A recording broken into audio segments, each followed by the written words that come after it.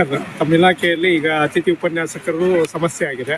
ಇದ್ರ ಬಗ್ಗೆ ತಾವೇನು ಹೇಳಕ್ಕೆ ಇಷ್ಟಪಡ್ತೀವಿ? ನೋಡಿ, ಇವತ್ತು ಮಾನ್ಯ ಉಚ್ಚ ನ್ಯಾಯಾಲಯದಲ್ಲಿ ನಾವು ಏನು ಅತಿಥಿ ಉಪನ್ಯಾಸಕರ ಎರಡನೇ ಕೌನ್ಸಿಲಿಂಗ್ ಮಾಡಿದ್ವಿ. ಅದರಲ್ಲಿ UGC ಅರ್ಹತೆ ಇಲ್ಲದೆ ಇರ್ತಕ್ಕಂಥವ್ರಿಗೆ ನೀವು ಅನುಮತಿ ಕೊಡಿ ಅಂತ ಕೇಳಿದ್ವಿ ಕೋರ್ಟಲ್ಲಿ. ಸುಮಾರು 15 ದಿವಸದಿಂದ ಪ್ರಯತ್ನ ಮಾಡ್ತಾ ಇದ್ವಿ. ಇವತ್ತು ನ್ಯಾಯಾಧೀಶರು ಅದಕ್ಕೆ ಅನುಮತಿ ಕೊಟ್ಟಿದ್ದಾರೆ. ಅಧಿಕೃತ ಪ್ರತಿ ಬಂದ ಮೇಲೆ ಏನು ಎರಡನೇ ಸುತ್ತಿನಲ್ಲಿ ಕೌನ್ಸಿಲಿಂಗ್ ಮಾಡಿದ್ವಿ, ಅವರಿಗೆ ಅಲ್ಲಿ ಏನು ಜಾಯ್ನಿಂಗ್ ಮಾಡೋದಕ್ಕೆ ಅವಕಾಶ ಕೊಟ್ಟಿರಲಿಲ್ಲ. ಈಗ ನಾವು ಸರ್ಕಾರದಿಂದ ನಮಗೆ ಏನು ಕೋರ್ಟ್ ನಮಗೆ ಏನು ಒಂದು ಆದೇಶದ ಪ್ರತಿ ಬಂದ ಕೂಡಲೇ ನಾವು ಅವರಿಗೆ ಜಾಯ್ನಿಂಗ್ ಜಾಯಿನ್ ಮಾಡಲಿಕ್ಕೆ, ಅಂದರೆ ಅವರಲ್ಲಿ ದಾಖಲಾಗಲಿಕ್ಕೆ ಕಾಲೇಜುಗಳಲ್ಲಿ ಅವರಿಗೆ ಆದೇಶವನ್ನು ಕೊಡ್ತೀವಿ.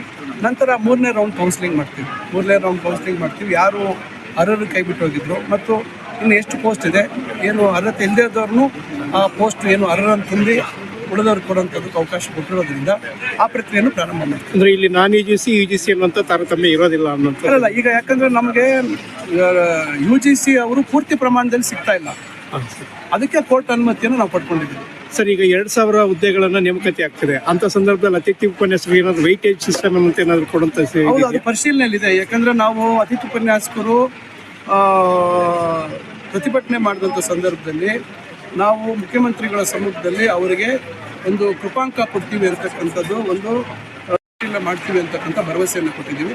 ಖಂಡಿತ ಆ ನಿಟ್ಟಿನಲ್ಲಿ ನಾವು ಚರ್ಚೆ ಮಾಡ್ತಾ ಇದ್ದೀವಿ. ಎಲ್ಲರೂ ವೇತನ ಹೆಚ್ಚಳ ಅಂತ ಆಸೆ ಇಟ್ಕೊಂಡಿದ್ದು ಸಿಹಿ ಸುದ್ದಿ ಅಂತ ಹೇಳಿ ಮೊದಲು ಈ ಸಮಸ್ಯೆ ಪರಿಹಾರ ಆಗಲಿ, ನಂತರ ನೋಡೋಣ. ಈಗ ಸದ್ಯಕ್ಕೆ ಯಾಕೆಂದರೆ ನಮಗೆ ಈ ಸಮಸ್ಯೆ ಒಂದು ನಿವಾರಣೆ ಆಗಬೇಕು, ಮಕ್ಕಳಿಗೆ ಬೋಧನಾ ಕೆಲಸಗಳಾಗಬೇಕು ಅಂತಕ್ಕಂಥದ್ದು. ಯಾಕಂದರೆ ಸೆಮಿಸ್ಟ್ರ್ ಮತ್ತೆ ನೋಡಿ, ಈಗ ಫೆಬ್ರವರಿಯಲ್ಲಿ ಪ್ರಾರಂಭ ಆಗಿದೆ.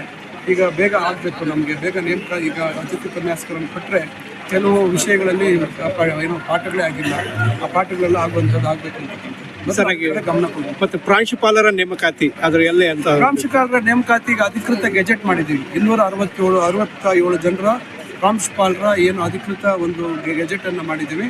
ಅವರಿಗೆ ಒಂದು ತಿಂಗಳು ಸಮಯದ ಒಳಗೆ ಅವರಿಗೆ ನಾವು ತರಬೇತಿಯನ್ನು ಕೊಡುವಂಥ ಕೆಲಸವನ್ನು ಮಾಡ್ತೀವಿ. ತರಬೇತಿ ಆದ ಕೂಡಲೇ ಅವರಿಗೆ ನಾವು ಕೌನ್ಸಿಲಿಂಗ್ ಮುಖಾಂತರ ಅವರಿಗೆ ಸ್ಥಳವನ್ನು ನಿರ್ಧಾರ ಮಾಡುವಂಥ ಕೆಲಸ ಆಗುತ್ತೆ. ಏಜ್ ಕಳ್ಕೊಂಡಿದ್ವಿ, ನಾವು ವಯಸ್ಸನ್ನು ಕಳ್ಕೊಂಡಿದ್ವಿ ಅಂತ ಅತಿಥಿ ಉಪನ್ಯಾಸಕರು ಹೇಳ್ತಿದ್ದಾರೆ. ನೇಮಕಾತಿಗೂ ಸಹ ನಮಗೆ ಇಲ್ಲ. ನೋಡಿ, ಈಗ ಸರ್ಕಾರ ಇವತ್ತು ಸಡ್ಲ ಮಾಡಿದೆ. ಎಲ್ಲ ಇಲಾಖೆಗಳನ್ನು 40 ವರ್ಷ ಇರುವಂಥದ್ದನ್ನು 5 ವರ್ಷ ಸಡ್ಲ ಮಾಡಿದೆ. ಜನರಲ್ ಇದಕ್ಕೆ SSCಗೆ ಇನ್ನೊಂದು 5 ವರ್ಷ ಎಕ್ಸ್ಟ್ರಾ ಇದೆ. ಅದರಿಂದ ನಾವು ಅದು ಕೂಡ ಸರ್ಕಾರ ಇವತ್ತು ಮಾನವೀಯತೆಯ ದೃಷ್ಟಿಯಿಂದ ಅದು ಕೂಡ ಸಡ್ಲ ಮಾಡುವಂಥ ಕೆಲಸ ಮಾಡಿದೆ.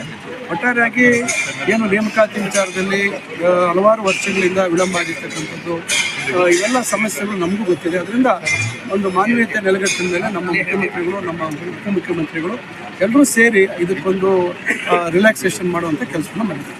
ಹಾಗಾದರೆ ಅತಿಥಿ ಉಪನ್ಯಾಸಕರು ಸಿಹಿ ಸುದ್ದಿ ಸಿಗ್ಬೋದು ಅನ್ನೋಂಥ ಲಕ್ಷಣ ಏನಾದರೂ ಈ ಒಂದು ವೇದಿಕೆಯಲ್ಲಿ ಸಿಗ್ಬೋದಾ? ಇಲ್ಲಿ ಚಿಕ್ಕಬಳ್ಳಾಪುರದಿಂದ ಉಪನ್ಯಾಸಕರಿಗೆ ಕೌನ್ಸಿಲಿಂಗ್ ಮಾಡ್ತಾ ಇದೀವಲ್ಲ, ಬಹಳಷ್ಟು ಜನ ಅಲ್ಲೇ ಅಬ್ಸರ್ವ್ ಆಗ್ತಾರಲ್ಲ. ಅಂದರೆ ನೇಮಕಾತಿಯನ್ನ ಒಂದು ಅವರು ಸೇವಾ ಭದ್ರತೆ ಕೇಳ್ತಿದ್ರು, ಅದರ ಬಗ್ಗೆ ಅಲ್ಲ ಸೇವಾ ಭದ್ರತೆ ಅಲ್ಲ. ಈಗ ನೇಮಕಾತಿ ಮಾಡೋದಾಗ ಕೃಪಾಂಕ ಕೊಟ್ಟಾಗ ಯಾರ್ಯಾರು ಅದಕ್ಕೆ ಕ್ವಾಲಿಫೈ ಆಗ್ತಾರಾಗಲಿ, ಯಾರು ಹೊರಗುಳಿತಾರೆ ಅದಕ್ಕೆ ಬೇರೆ ಒಂದು ಪರ್ಯಾಯ ವ್ಯವಸ್ಥೆಯನ್ನು ಮಾಡಿದ್ದೀವಿ. ನಾವು ಅದಕ್ಕೆ ಸ್ಪಷ್ಟತೆ ಬರಬೇಕು. ಆ ಕಾರಣಕ್ಕಾಗಿ ನಾವು ಇನ್ನೂ ಅದನ್ನು ಘೋಷಣೆ ಮಾಡಿಲ್ಲ. ಏನೋ ಒಂದು ಮಾರ್ಗ ಹುಡುಕಿದ್ದೀವಿ. ಅದನ್ನು ನಾವು ಮಾನ್ಯ ಮುಖ್ಯಮಂತ್ರಿಗಳು ಕೂಡ ಸಹಮತವನ್ನು ವ್ಯಕ್ತಪಡಿಸಿದ್ದಾರೆ.